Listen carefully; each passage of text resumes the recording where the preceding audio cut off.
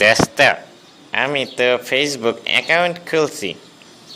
আমি তো শুনছি ফেসবুক ব্যবহার করা নাকি খারাপ।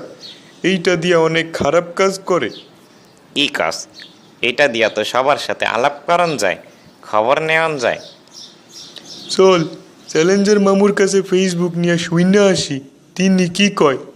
চল চল। ফেসবুক নিয়ে জানতে চাও? মামুর পাঠশালায় যাও।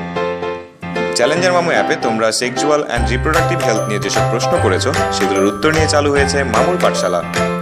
কি খবর তোমাদের মামু? আজকে কি নিয়ে জানতে চাও তোমরা?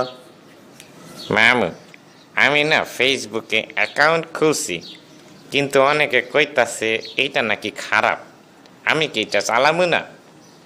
মামু, ফেসবুক খুব শক্তিশালী একটি সামাজিক যোগাযোগ মাধ্যম এবং দিন দিন এটি অনেক গুরুত্বপূর্ণ হয়ে উঠেছে। আমরা খুব সহজেই ফেসবুকের মাধ্যমে অনলাইনে মানুষের সাথে যোগাযোগ করতে পারি এবং বিভিন্ন বিষয়ে আমাদের মতামত অন্যদের জানাতে পারি। এটি যেমন ভালো কাজে ব্যবহার করা যায়, তেমনি এর মাধ্যমে অনেক অপরাধ কিংবা অনৈতিক কাজ করাও খুব সহজ। তাইলে তো মামু এইটা থেকে দূরে থাকাই ভালো, তাই না? মামু, আসলে বিষয়টা নির্ভর করে আমরা ফেসবুক কেমনে ব্যবহার করছি সেটার উপর। আগুন দিয়ে যেমন রান্না করে খাওয়া যায়, আবার সেই আগুন দিয়েই সব কিছু পুড়িয়ে ছারখার করে দেওয়া যায়। ফেসবুক ভালো কাজে ব্যবহার করলে এটা ভালো, আর খারাপ কাজে ব্যবহার করলে খারাপ। তাইলে মামু, ফেসবুকে আমরা কি কি করব? আচ্ছা, তাহলে মামু আমরা জেনে নিই ফেসবুক আমরা কিভাবে ব্যবহার করব। ফেসবুকে ভদ্র এবং শালীন ভাষা ব্যবহার করব।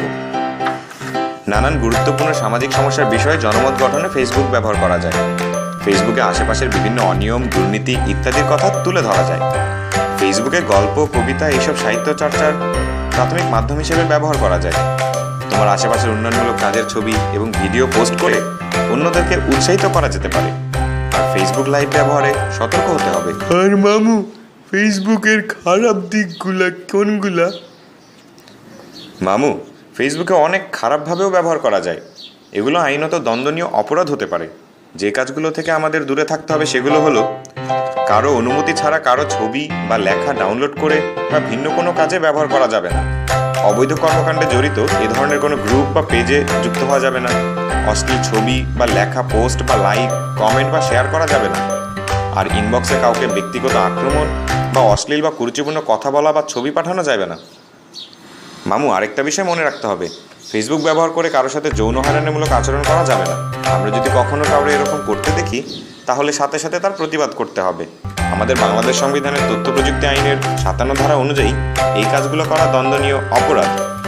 আমাদের সবাইকে এইভাবে নিয়মতান্ত্রিকভাবে ফেসবুক ব্যবহার করতে হবে, যাতে করে এটি সবার জন্য সুফল নিয়ে আসতে পারে।